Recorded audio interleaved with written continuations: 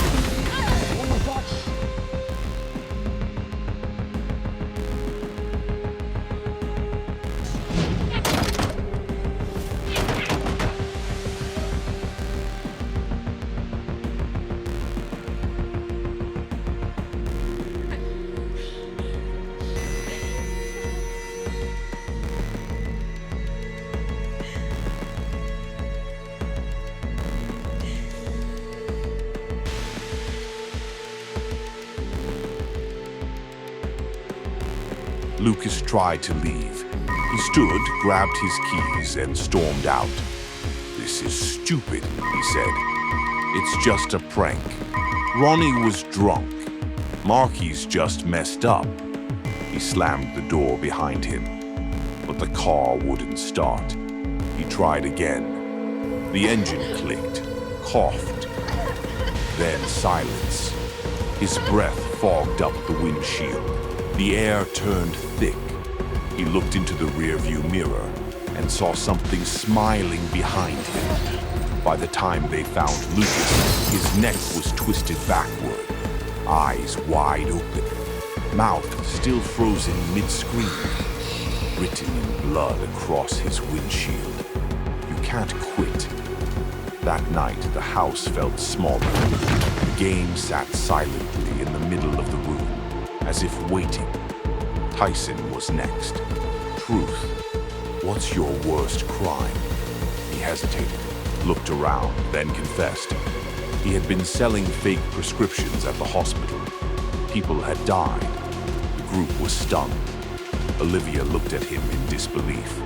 Then the lights went out. A scream. A crash. When they turned the flashlight on, Tyson was gone. Dragged through the broken floorboards, his fingernails still clawing at the wooden edge. His voice echoed for a few seconds. Then silence. It wasn't just a game anymore. It was a curse. Brad, the calm one, thought they could outsmart it. He suggested they research the box. Olivia and Marky agreed. They drove to the local library, dug through ancient texts, and found something horrifying. The box came from a Mexican monastery, where a monk had once trapped a demon named Kalox inside it. The only way to weaken its power was to keep playing. Breaking the chain meant death. Refusing meant possession. The only way out was to finish the game. But how many dares would it take? Penelope's next dare was to drink a full bottle of vodka while standing on the edge of the rooftop pool. She tried. She trembled. She begged them to stop. But the game didn't care. It wanted blood or obedience. She slipped. Marky screamed, jumping in after her. But Penelope didn't come up. When they pulled her out, her lips were blue, her neck at a strange angle. Another one gone. And still the voice whispered, "Truth or dare?"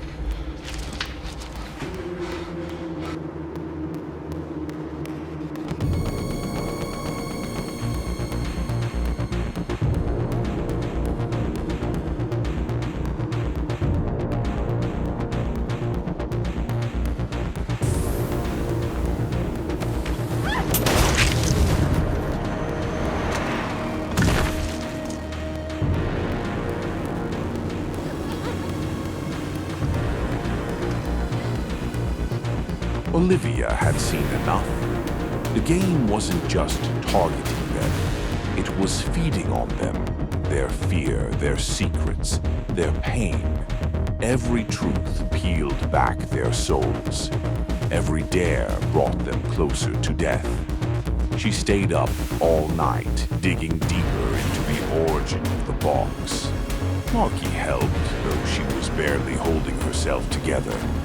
Her hands trembled. Her eyes were red. Everyone she cared about was dying. And Olivia had a secret too. The next morning, it was Brad's turn. He received the question, "Truth, tell your father you're gay." Brad hesitated. His father was a police chief, strict, religious, cold. But Brad picked up the phone. His hands shook. Tears welled up in his eyes. "Gay, Dad," he whispered. Silence on the other end. Then his father responded, "I know," and hung up.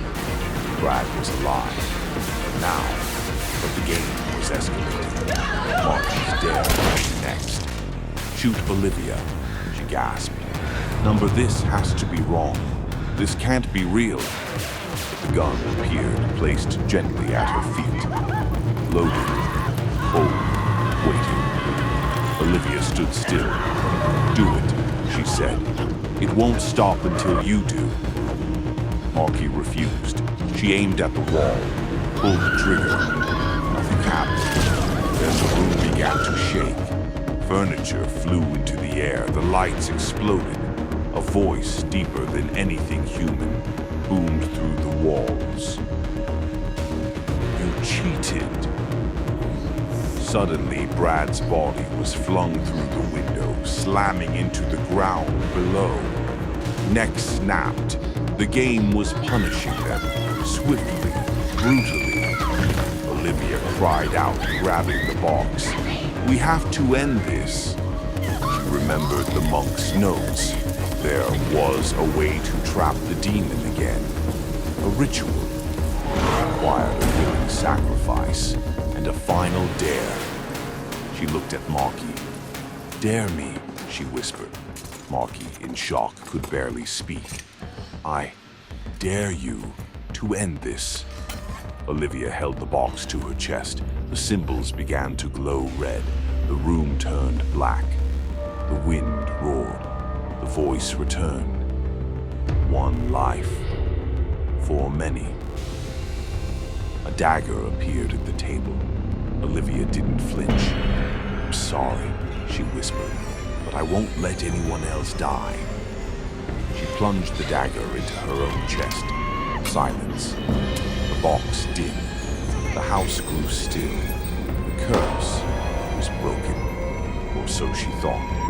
2 days later, a teenager in another city found an old, dusty box in a pawn shop. He brought it to a party, smiled, and said, "Let's play truth or dare." The nightmare never ends.